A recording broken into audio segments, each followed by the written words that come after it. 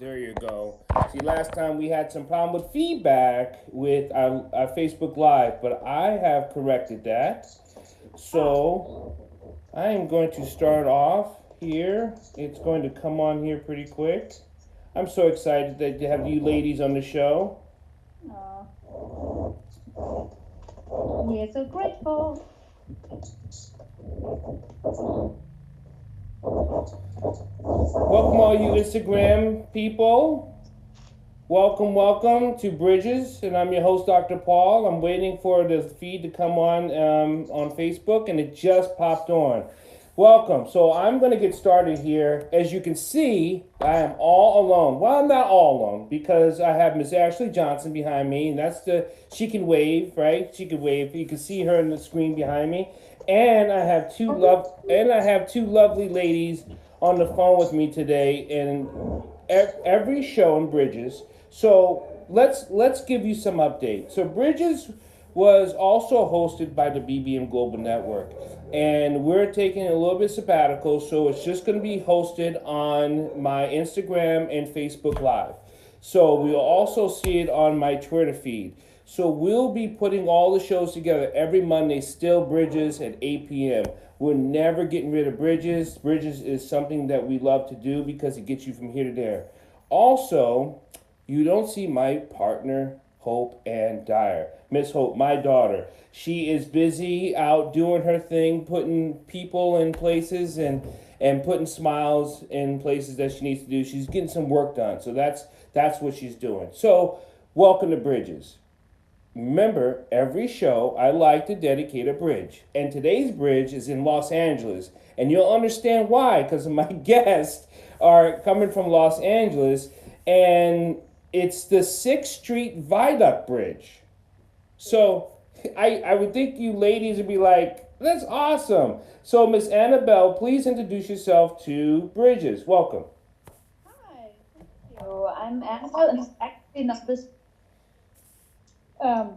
viaduct. And so I'm a director, filmmaker, actor, and we're currently working on a project called The Weight of Perfection. And I'm here with my directing partner and producing partner of everything related to this film, Leanne Bishop, who is sitting right next to me. That's awesome. So you know what the viaduct looks like. It's probably the most filmed iconic bridge in Los Angeles. That's what I hear anyway. Is that true? Yes, I actually went to a festival there quite recently, the Vision Fest, from my dear friend Jacques Telemaque. Okay. And quite the amazing location indeed. So one of my favorite scenes that I have found out that was filmed there, well, I kind of knew, but I wasn't sure which bridge it was. It's actually Grease. Right, that's where they held the drag racing with the car and stuff like that. So I thought that was I'm like, oh, so I wanted to pick that bridge. So now tell us, Miss Leanne, tell us about this project that you and Anabelle is on. Sure. Myself, I'm a gymnast. I grew up in doing gymnastics at international level. And this is that I wrote probably 4 or 5 months ago, and I brought it to our executive producer on our team, who wanted to come on board, who then introduced me to the lovely Annabelle, who's come on to help me rewrite the script and direct it. And so I'm very, very fortunate and blessed to have this lovely team of women. The story itself very much centers around the world of gymnastics and eating disorders. Our main goal is to, start the conversation and open it up more about eating disorders and to promote positive body image, because it's something that lives with so many people that you would never even realize, and it's very much a mental health disease and not a vanity disease, and we really want to create awareness for this. So, Miss Leanne, let's get this straight, because when we talk about Olympics, and I've always was very concerned, I've been a trainer for many years and working with all types of athletes around the world, but I've always thought like the gymnasts were something that was very hesitant to ever go near, because they put the women through such strong workouts at such young ages, and I personally never agreed with that. So tell me how you felt about that. For myself, as an athlete, I really loved it. I mean, I love the rigors to it. I love the hard training. I think for any sport, you know, it takes a certain personality and tenacity to be able to get to a certain level, and that's why in the sport of gymnastics, why a lot of people do retire quite early, because it's, you know, there are parts about it that aren't, you might not have the mental capacity for at such a young age, because it very much, especially in the past, is a younger woman's sport, because your body does change over time. Right, and right. You know, even though our film is around world gymnastics, our focus is not gymnastics. Our focus is to try to relate how easy it is to fall into an eating disorder. And it can be any sport. It can be any time in your life. Mm-hmm. It can be a male. It can be a female. So even though this is our nucleus, it's not the entire story, if that makes any sense. It does. So now, because you're both, Anabelle and you and Leighton, you're both, you know, you've been working in film, directing and writing, and even Ashley, who hosts a magazine for Just Be You, and I know she's had what you call larger women than most in her magazines, and there's still eating disorders and all of the things that's going on. How is that? Do you address some of the people you meet? Can you tell right away? Or is it something that someone has to say that I have an eating disorder? Oh, that's a tricky question. I mean, I feel it's different for everyone. There's some people who pick up the signs right away, and others that you just don't. Anabelle, what are your thoughts on that? I think over time, because I've started, you know, I had an eating disorder myself as well, right. And wrote extensively about it. Because, and like my cure was to study myself, so I know the nooks and crannies like on a very personal level, and I recognize the patterns in others. And I actually look less at the body. I look more at the behavior and the disconnect, the disjointedness, and then what kind of addiction is taking place is more, you know, there are some little physical cues, but it's mainly the behavior that's off. There's just something off. And I've, like, you know, over time, when you can confirm certain suspicions, it's like developing a little detector muscle, because I've talked to a lot of people who suffered or suffer from eating disorders. Yeah. So now, how can people get a hold to help you with sponsorships and that? Because this, you know, every time we try to do or help or create an awareness, we definitely need to do more than what we are doing. And I think, so first, what are some of the things that people don't know about? Because in Bridges, I would like to give people, one, the information about what's going on, and then hopefully they can have a better understanding, and then they can put things into an action. So what are some of the misunderstandings about eating disorders that you notice and that you want to bring awareness to? It starts, I think, you know, there's a comedian out named, give out it. He made a skit quite well known about why don't you eat rich? So that's a misconception that it's so far from reality that it's a diet, or like dieting girls, or you know, like this vanity disease that Leighton already talked about. It is actually all the people that I've talked to, and they are probably in the hundreds. Wow. I cannot see that there's a single one that hasn't confessed that the origins of their eating disorder, because it's a form of self-harm and depression, right, has started in abuse or trauma of some sort. So it has nothing to do with trying to be on a diet. Like, that is far removed from the truth. And that's a misconception people have. Like, why don't you just eat? They can't. It's like, why, you know, it's the same talking to a heroin addict. Why don't you just stop taking heroin? Oh, because you're hooked and you have problems that make you reach to these coping tools that are just very bad for you, but you're hooked. So yeah, if we can make people understand that it's not a choice, Right. There's this initial flirtation moment when you start doing it out of desperation to find relief of some sort. And then your body takes over and the body chemistry out of whack just makes you continue to do it. And then you have an extended stomach and that needs to be filled. And it's very, very, very, very tricky to recover, but it's definitely possible. That's the other thing I would like to spread out there, that recovery is absolutely possible, because this illness is so shame-based. People don't talk about it. They don't come out and say, hey, I have recovered, so there's still a lot of mystery around it. Can one really recover, or does one always have to count calories and deny oneself? So, but one can definitely recover, and I say that because I have fully recovered, and that was like the last time throwing up because I had bulimia was 20 years ago. Wow. And I'm a happy, healthy eater. So I talked a lot, and maybe Leanne wants to say along the same line.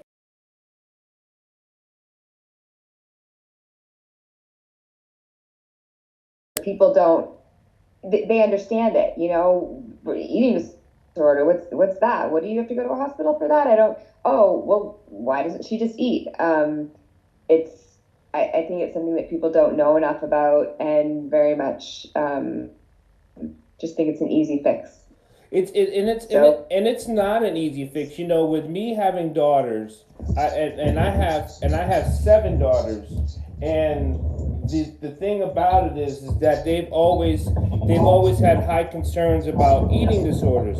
I think we're getting a little bit feedback from Miss Ashley, so sorry about that. Sorry, I've had the Portuguese people to me. Sorry. With 7 daughters. And even my sons, like you said, it's not just a female issue. It's a personal issue that they want to be or do and look a certain way, that they have developed. Some of my daughters have developed some eating disorders.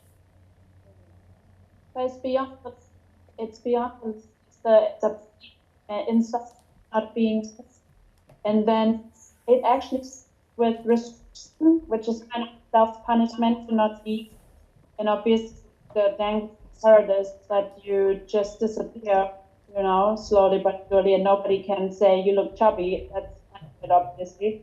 But the real cause is like far removed from the body. It is people who are under high stress situations and who can't express themselves in a different way. The closest I feel is actual self-harm, where people take a knife and cut their skin, and via observing the blood coming out their wound, they get relief. And that is what, it starts with a diet, but then you have a binge. That's usually how it goes down the first time. And you feel so bad about letting yourself down further than whatever you experienced prior through a long period. Right. And then you just try to get release, and then you do it and think, oh, that was easy.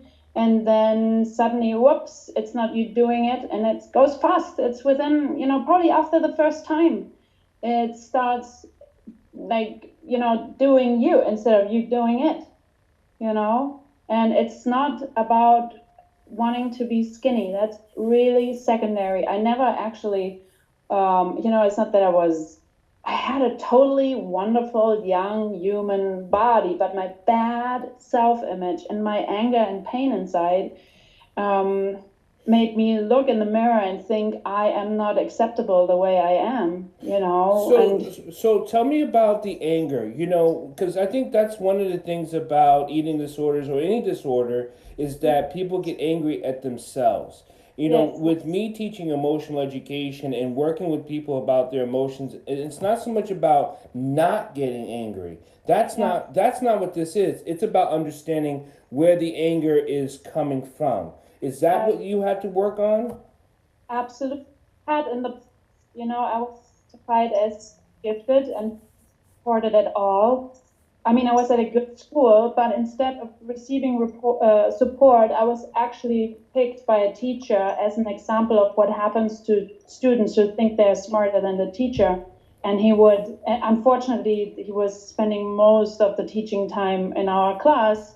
So I would see him a lot, and he would publicly defame me. And the problem it was at the when I was like 13 and that happened, he was so funny as well. He had this sarcastic humor. So it was difficult to explain to people why you crack up yourself, as you get chalk thrown on your head, or as your work is being ripped apart in front of the class, or as he's trying out a new super tricky question and lets you walk to the blackboard and like makes the whole class laugh about you.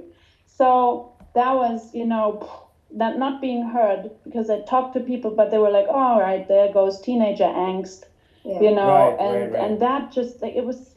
I didn't fully analyze the story. I didn't even know that was abuse. I figured that out in the very, very, very end of my recovery, when I was already like 10 years stable, where I was like, oh my God, I'm an abuse victim too. Yeah, you've been abused. At the point where it all began, where it went all south, Yeah, you've been abused, and most people don't know they're being abused. I'm all, like I said, being a father or a friend or a husband or a mate, I'm always concerned about, our women are being abused at a very young age, and people just laugh it off some type of social humor. It's disgusting, and I think we're finding a better way to rectify it. And a lot of people say, well, now we're too sensitive. And I don't think we're too sensitive at all. I don't think we understand some of the dynamics that words have power and words hurt. It's not just the physical abuse, it's the emotional and mental abuse that scars for a lifetime. Yeah. But definitely, you gotta fix up, and give light and forgiveness. Stop hoping for the past. I think that's different for everyone. Yeah. The key phrase is that it's possible and you can get there, right? Yeah. Okay, let's start with you, Leanne. How did you first learn how to heal?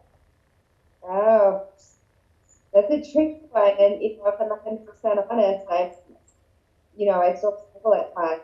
So everyone does a different process, and I'm in a little bit of a different place that way, but I'm working on it. And for me, I actually quit gymnastics when I was getting burnt out and I wasn't healthy. And once I was very removed from it is when I started to be able to heal. Okay. With the help of the therapist, and it's and for everyone it's different. There's no clear path, and for me also, I feel very fortunate to have met Anabelle and Jennifer, our co-executive producer, because I strongly feel that this film and working with these women is part of my journey to finish my healing process.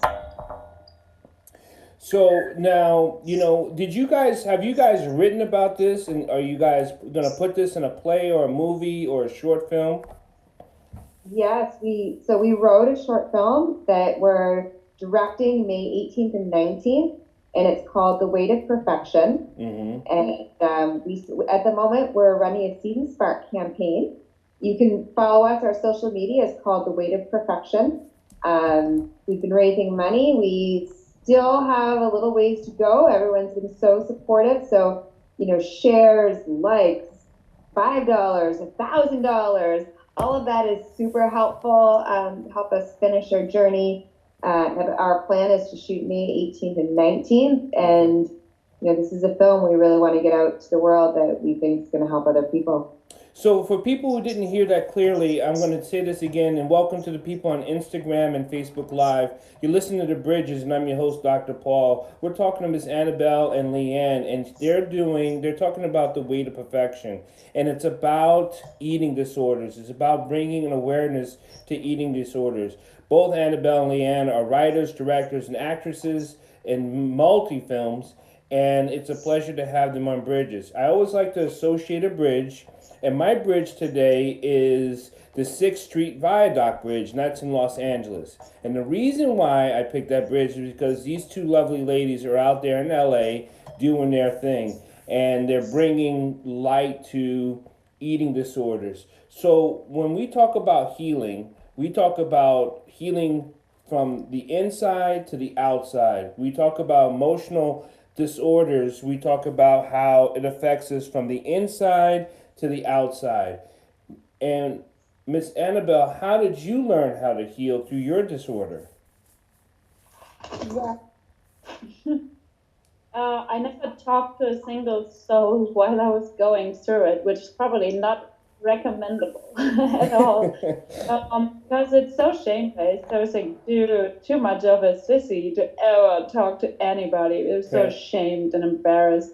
However, my healing was definitely, when the whole abuse with the teacher happened, I turned into an atheist for as well, which was part of my downward spiral because I was a naturally very spiritual kid with a close connection to God. Right. And but the remnants of the spirituality in that moment of crisis were that I was like, no, human beings are not supposed to live this way. And I'm truly not wanting, this is not me. This is something happening to me, which was my saving grace because I was, I began to study it like pretty soon where I was like, okay, if I got this, there must be a way to get rid of this. And the faith in that kept me going on this 7-year journey and really unfold my problems like a big onion and go layer by layer. So I read prolifically, not about eating disorders because I didn't find any good books at the time. The ones I found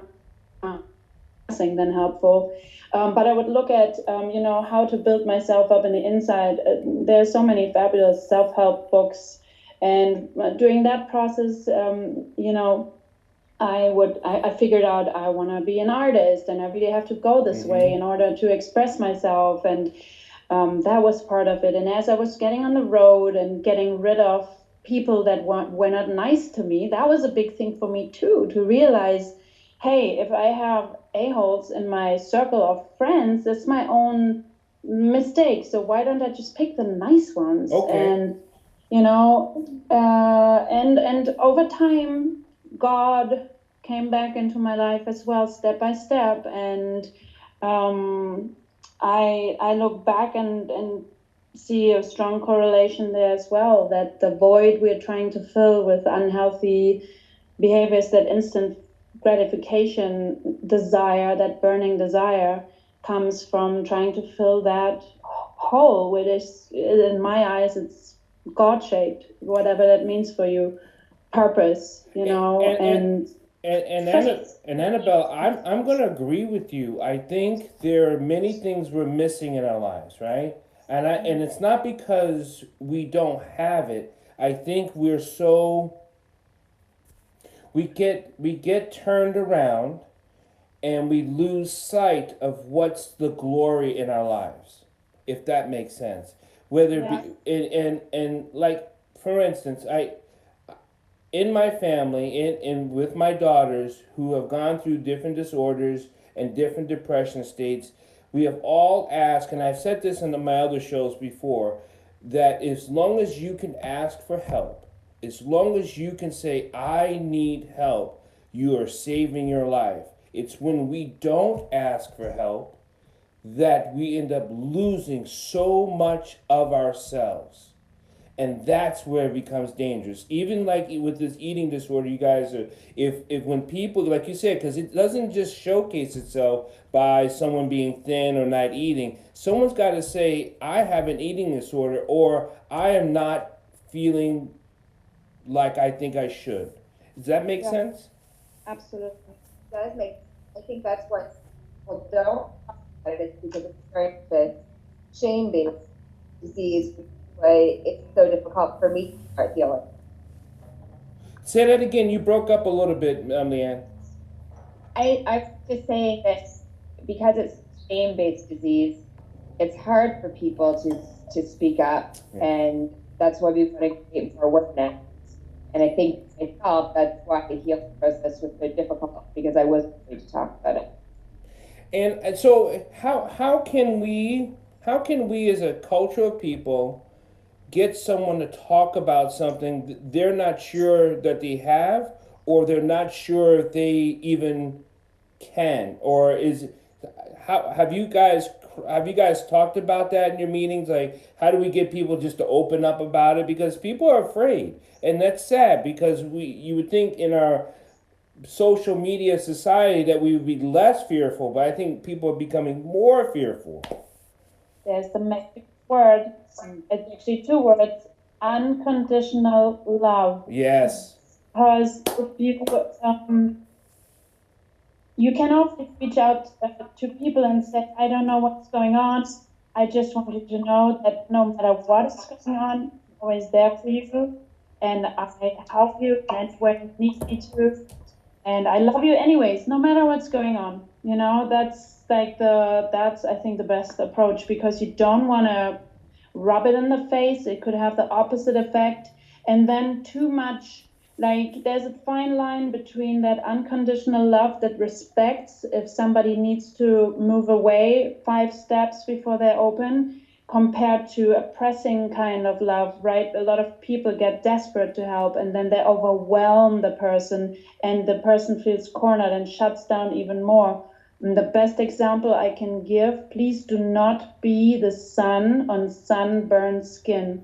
Wow. Where it becomes overbearing and painful, and where you feel you're letting, for example, parents, if a parent wants to help their kid and sees they're struggling, if that love becomes overwhelming, then it might scare the kid or adult, whoever it is, even more, by thinking, oh my God, now I'm letting my loved ones down, and they're crying because of me, and they are suffering because of me. I'm such a loser and useless pig, or whatever.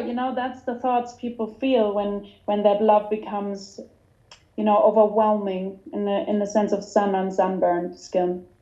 So sometimes and partners play a big role in this, because if you don't have a healthy partner who is listening to you with unconditional love, have you heard this said to people, that you're not able to get over it, you're not strong enough, pull yourself together? Have you heard those things said to people? Of course, it's desperation of essence, the incapability of knowing how to do it. So people sometimes get really worried, because they just want those people to turn around. But the more pressure you apply, the more you push away. So it's got to be gentle and allow space to retreat for a while, and take it at pace that the people who are suffering from this need. So you need endless patience, unconditional, no matter if they open up or not. Just gotta have that solid love, and they will open. You're breaking up a little bit. I don't know if you're coming in intermittently. Just sitting. Okay. Not moving. Yeah, but I think it goes back to what you were saying before. It is the unconditional love aspect, and I think I think when people feel like they are helping and they are being the sun on sunburned skin, they are hurting, and they don't know that they're hurting the other, and it's making the person who is in that state sicker. That's correct. Part of the pattern. The Native American, what is it, the dream catcher, Yes. right? Which is actually a spider web, and the meaning of, if you pull over here, it moves down there. And so we need to know that when we have a loved one close by who is suffering from this, we play a direct part, and which is a good and a bad thing. If we are scared to do the wrong thing, it will affect it. If we show that unconditional love, it will affect it. So there's a relationship. You broke up in the last words you said. I said there's a relation, a correlation between the person that wants to help, like if it's a family, for sure, it's like a net, like addiction is not just one single person. It's the net around these people that has all a direct effect. So I'm gonna link it up to the Way to Perfection, and I know it's on Annabelle's page, correct? On her Facebook page. So I'm going to, and I want you to talk about, so where can people find you? Is there like a web page also, or is there just like a, because I'm gonna try to bring this up here, and Yes. So if you're on Seed and Spark, that is our most awesome place to go because it links up everything. All our social media is shown on it. You're not going to miss out on anything. You're going to get all the updates. You can follow us. You can share it on your social media. You can make a donation. There's so many ways you can get involved in this important film. And it's called Seed and Spark? That's the name of the platform. And search for the film. It's called The Way of Perfection. Oh, okay. Because I had it wrong. I found it here, The Way to Perfection in the film, in the short film. So how many actors and actresses do you have in this short film? Oh, we have a fair amount. We have 2 lead characters, and then we have, I would say, 5 smaller characters. Then we also have a number of gymnasts, a whole group of 12 to 15-year-old star gymnasts that have come on board.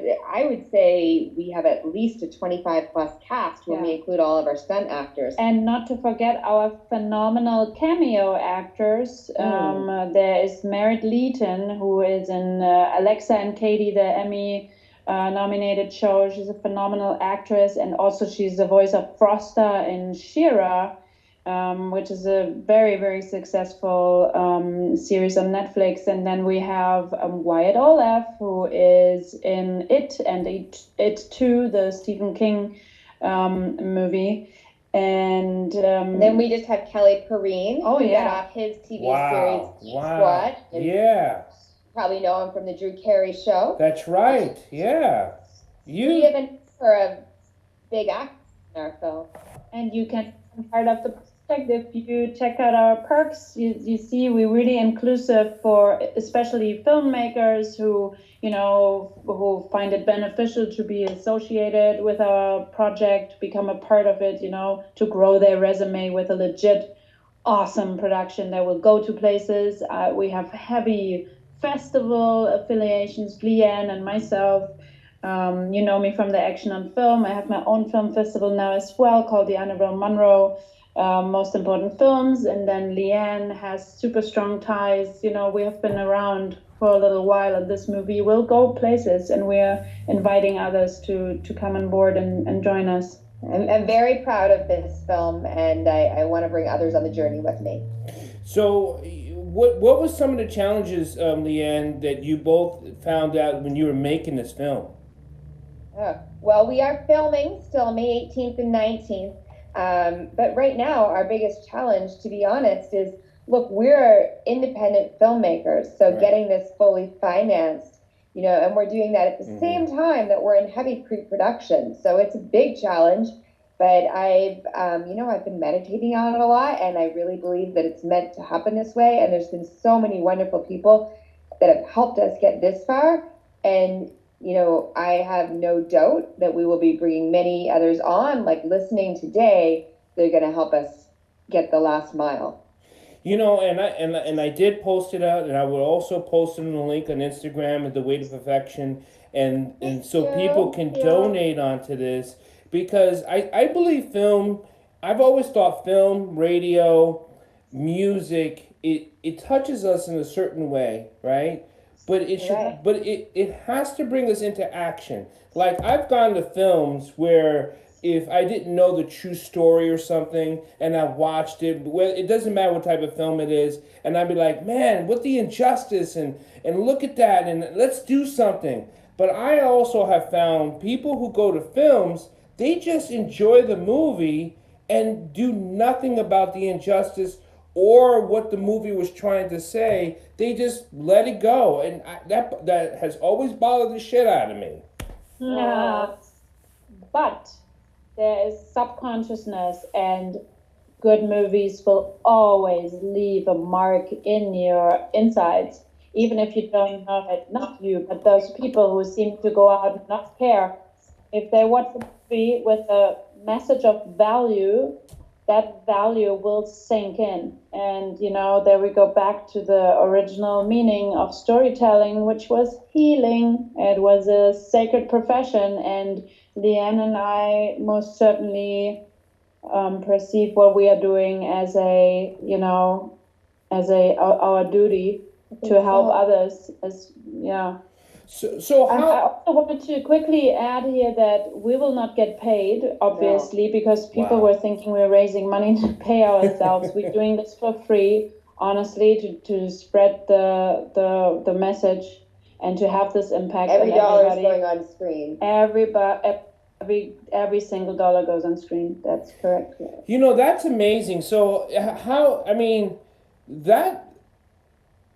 was that like an easy decision to make? When we do something for the love of serving humanity, and I've always believed in serving humanity, serving love, serving our global nation, it's about service. And a lot of people say, but Dr. Paul, you never get paid. You don't make the money you're supposed to be making. Like Miss Ashley Johnson behind us, she puts out a magazine of Just Be You magazine, and there's a lot of the time she's coming out of her pocket because she's trying to bring awareness to things that's going on in families and young kids making a difference in hip hop and the photographs. So what do you say to those people about they say, what about your money? So what do you say to those people who think money's an issue when it should be about service?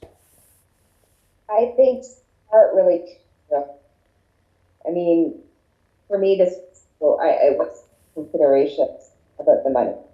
It's not a project. There are projects for money that are on a bigger scale, like short film itself is not a money-making product. Okay. But it is giving back product, and it's doable. If we would do this all the time and we operate from a perspective of taking from what we don't have, it's not a good idea because it's unhealthy. Obviously, we need to pay rent and feed our children or our dog or whoever, ourselves.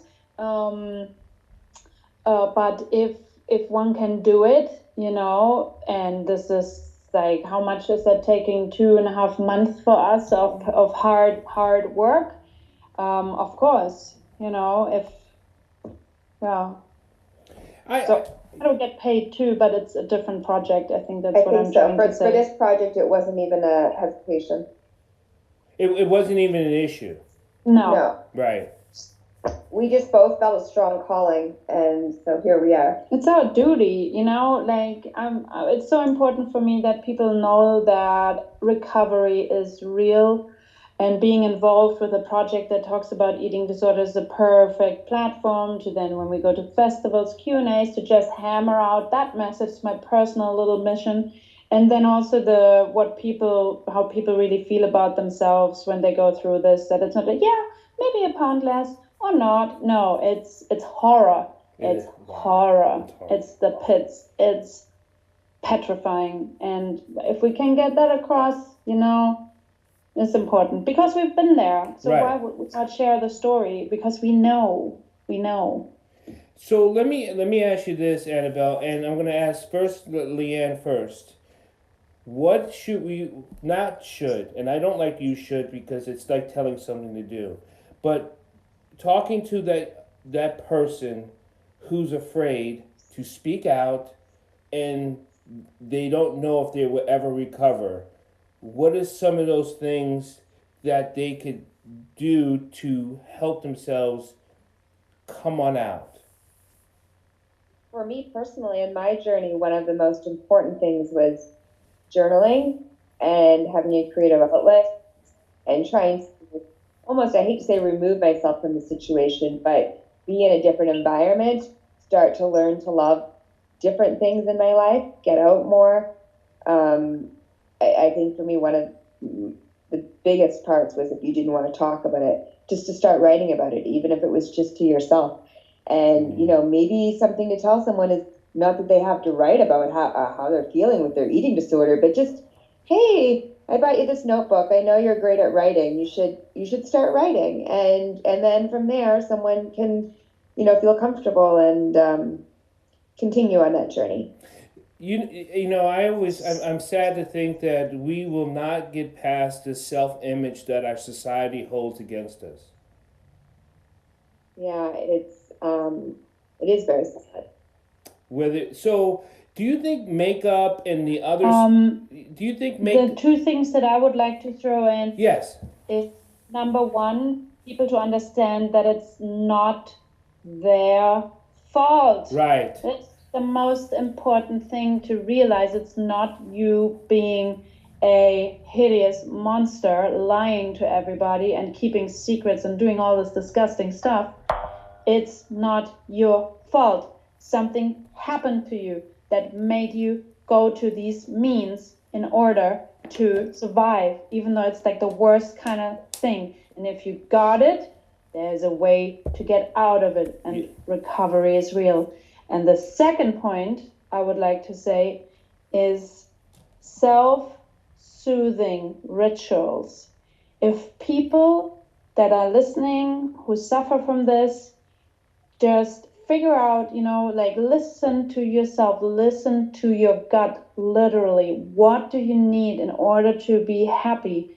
And follow that trail piece by piece. And that is little things, little everyday things. For example, for me, when I feel crappy, I meditate and that brings my anxiety down right away. Mm-hmm. Or I have a hot bath, or I go in my garden and rip out some weeds and look at my flowers. Or, you know, there's like a ton of lists, and it's like I had to create a list of stuff that are good for me, because I put everybody else first, and I thought I'm such a crappy person anyway. I don't deserve to give myself the luxury of this or that.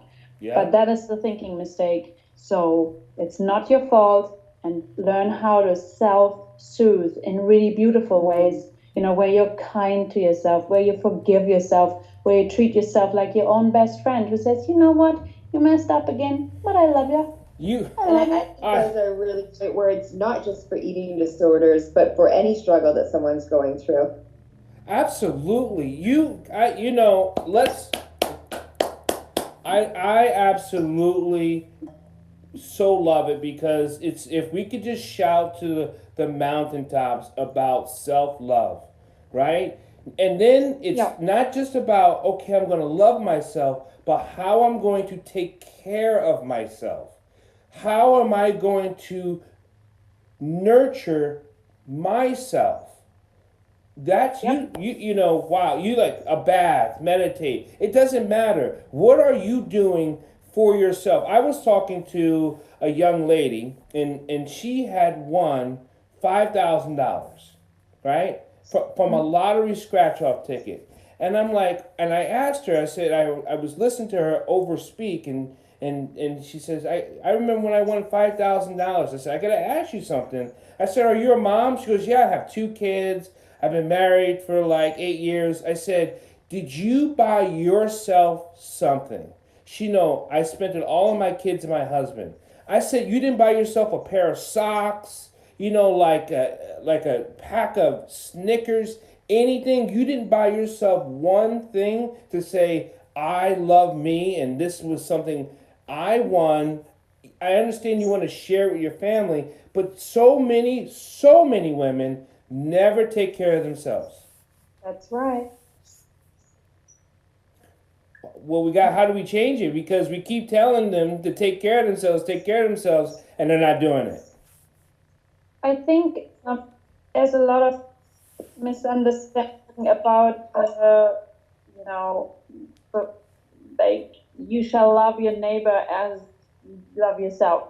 That kind of concept, right? Okay, the religious thing where it could be interpreted as being a martyr, but if you really listen to that line, it is the same, right? So it is like, it's actually, you know, you're not treating yourself the same and love others the same if you love yourself less. And so it's not right. And if we are biblical, you know, it is a sin to put your light under, what is it, a shephel? I don't know the English words. To hide your light is considered a sin. And I completely agree with this, because being alive is such a phenomenal gift. it is a gift. No matter what life throws at us, right? There's Yeah. always like the next step ahead of us. And if full and kind to the body that we've been given, to the environment, to the friends, the family members, then we are not letting this light Shine. You know, you gotta let it shine. Let it shine. Let it. That's right. Let it shine. Let it shine. Oh my, you gotta let it shine. Again, I want people to know that I love having Miss Leanne and Miss Anabelle on, and they're talking about the way to perfection.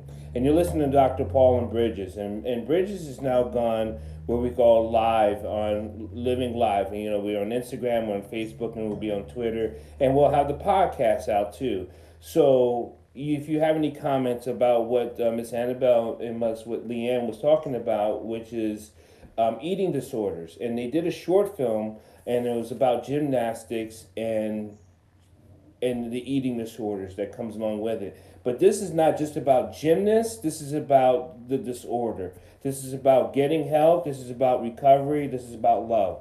So there's a lot of things in the film. So what's your highlight on the film? What's one of those things that you can't wait till it becomes like you've written the script, you've written it all out, and you're like, I can't wait till this part comes on. What part is that? What's there for you, Leanne, and what's there for you, Miss Anabelle, that you can't wait to see it on the screen? Yeah, no, for me, I grew up at a high level. It's to see all of athletes, this awesome should come together their time and do all of the amazing flips while we have these other brave young, you know, 11, 12-year-olds that are doing these meaty roles all in the same film. Just to see those dynamics together, it's giving me chills. Wow. And Miss Anabelle, what about you? For me, it's the end of the movie, the final scene, because we went kind of avant-garde, and it's really symbolic. We have 1,000 players plot and looked into classical storytelling to figure out what story are we really telling, right? Like striving for perfection, trying to reach the highest heights, and then falling into your death ultimately if you slip, right? So the final scene, we have a reveal moment with special effects, and we have special effects throughout the whole film, very subtly, and we will see what it actually looks like being in this disease. And it's not being big or skinny. It's I don't want to take it away, but it's mystical and powerful and dark, and will surely give impression. And I can't wait to see it. Well, thank you so much. Again, if people want to get a hold of you, I know I'm going to put the link on there, but what should they do to understand what's going on in the film and how to keep track of the film? What should they do? They can reach out to us on Instagram or Hold on, Miss Leanne, you're breaking up a little bit. Hold on, say it again. They can reach to us on our social media. It's all The Way to Perfection. We have Instagram, we have Facebook. Also on our Secret Spark page, you can send us direct messages there. And, you know, so any of those 3 platforms, we would love to communicate with you. We would love for you to be a follower. We would love you to share this journey with us. if you can shoot me that link to the Seat and Spark, I will make sure it gets put right up on the live Instagram and Facebook page where people can watch the video again. And I can make sure I put it up on there on the audio, not the audio, but the podcast that's going to come out this week too. Awesome. Anabelle is posting it as we. To you on page 5. Yeah? Oh, okay, awesome. Then I can give it to them as soon as possible. Thank you, ladies, for joining me, and we will keep looking at for the way to perfection, and keep following you and supporting you, and hopefully we can make a difference, because that's what we want to do here, Bridges, is to make a difference. Thank you. Feeling very grateful for being on your show today and for all your listeners. So Yes. love to you all. Amazing questions and wonderful show, and you are just a phenomenal teacher and healer yourself, and we are very blessed to know you. Thank you, Miss Anabelle. Thank you, Miss Leanne, and I will be in touch. You guys have a good day. You as well. Have a lovely evening. Blessings. So, welcome back to listen to Bridges, and we had Miss Anabelle and Miss Leanne on the show, and we were talking about doing lots of things, but about understanding the disorder of eating disorders. And there is a stigma out there for many people that can they get help? Can they, is it forgiveness, right? And there's a movie, Way to Perfection. There is an outlet that we can watch, and we will watch when this film hits. Now, Miss Ashley Johnson, come on in. Can you hear me? Hi. Hey, so what did Can you hear me all right? I had to get in the car because the wind was blowing. That's okay. I can see you look great. So tell me about what you were listening to those ladies. Tell me about it. They're amazing. I definitely cannot wait to see the movie. I actually would love the exclusive for it. I would definitely help them push it out. We're all about awareness. And what they're doing is really amazing because, a lot of girls, especially the girls with the eating disorder, they don't even want to admit that they even have one, and it's all kind of eating disorders. It's different ones, and then that's another thing with society. Like you said, we will always have that stain on self-love because society, makes it so hard to be accepted. And they say, oh, you need to look like this, you got to look like that. If you don't look like this, then you're not beautiful. So that's where it all starts with that. That's when they have these eating disorders because they don't think they're beautiful because they don't look a certain way. And it's just ridiculous. So to bring awareness and, that way that little girl or woman that's going through it right now, they can actually get help for it and let them know that, hey, you're not the only one. You're not the only one. And like she said, it's not your fault. Yeah, you're right, Ashley. You're not the only one, and there's even for I'll never keep saying that having being a father of 9, 7 girls and 2 boys, there is things that come up always with my kids that is very active for me out there. Right. It's not just it's something that is mystical or something that doesn't happen. No, it happens on a daily basis, on a living basis to family members of mine, people I'm close to. But even though I'm a passionate person about life and living, we are not passionate about living and helping others live their best lives. It seems like we just want to close them off. And I don't want to do that on Bridges. I want Bridges to be where it helps us get through, get over, get to the next step. And that is why we want to showcase these stories about these movies and these people and lives, And that's the thing, that's what we're about. We're all about, bringing people together and let them know that, hey, there are people in the world that are talking about this, that's been through this, that says it's another way. And they have, different things like film and books and organizations that will help you through it. Like you said, film, and I want to touch base on that when you said, people will go watch a film. It'll be so heart feeling. It'll be so so amazing. But then they just go home and go to sleep and do nothing about it. And I can't stand it because film is created to bring awareness, not only bring awareness, but to bring the truth, and I think people are actually scared to actually accept the truth sometimes, to where they're like, oh yeah, that was a good movie. Okay, so did you not feel any kind of effect by that? It's amazing how all these movies and stuff like that they're being put out, and the truth is there, the awareness is there, but everything is like still moving the same. Nobody's doing anything about it. The Black Klansman, oh honey, that movie by Spike Lee, oh Lord, it said a lot. It said a lot, and people just okay. They like to sweep stuff under the rug, and so they won't have to admit to themselves that, hey, at one point in time, hey, we was messed up. We did do that. Right, it's got to change. But they don't even do anything about it, and that's where we have to come in to actually have women like, hurt them and us and what we do, so we can actually do something about it. Film is not just made just for entertainment. It's made for, awareness and to actually tell the truth on some things, that people try to hide. So, should it matter that some films are true, real life stories, or should it just matter that it's a good story?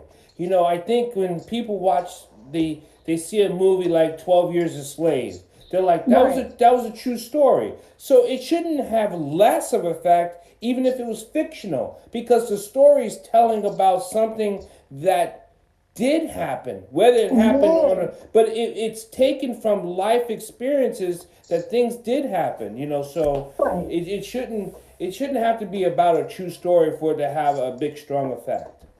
Exactly, because the story came from somewhere. The story came from somewhere. Somebody lived it, somebody, cousin, baby mama, somebody lived it, and or the fact remains is that pretty much any movie that's a story, like you said, like it happened somewhere. So it should, rather it's fictional or truth, but even the true stories, I mean, even with that, if I'm showing you a film and it's a true story, and you still don't do nothing about it, that's a problem. Like Davy Duke. Yeah. I'm like, so everybody missed that? Did everybody miss that whole Black Klansman? I mean, even with Nixon, Frost versus Nixon, y'all destroyed him. You're right. But still, we got Trump. We got Trump still in office. Y'all ain't did nothing about that. You know what I'm saying? Even with Clinton, I mean, everybody, destroyed him on his situation, but here we are, we got the biggest clown in office, and everybody's like, and all his stuff's laid out on the table, and we have done nothing about it. Nothing about it. I think people are very apathetic about a lot of things, and it doesn't matter how you look at something. I just think people are very apathetic, or they don't feel like whatever they can do changes anything. Which is not true. Which is not true. And that's why women like Anabelle and Leanne and yourself and all those women out there who really make a difference every day, that never get talked about, never get heard about, making a difference in schools, making a difference with young kids, just touching lives on a daily basis that are just changing lives. It's awesome. We need to keep doing it, and it's about service. Thank you, Miss Ashley. With this new format, we're gonna do great things and do wonderful things. I want to say before I sign off, I'm Dr. Paul, but more than anything, this is your format. Bridges is about getting you from here to there, and I want you to be able to be part of the show, because we're gonna keep having amazing content. We're gonna keep having amazing guests coming on the show. We're gonna keep having amazing stories being told, so we can get it out there, so we can continue to make a difference here on Bridges with Dr. Paul. And again, Miss Hope Ann Dyer's not here, but I know she's watching and listening and sending, love you, Hope. and sending all her love. So thank you, everyone. We'll see you next Monday, 8 o'clock, Bridges, live on Instagram and Facebook. And we'll keep the podcast coming out, and you'll see the links on all my social media. So good night, everyone. Good night. Just be you.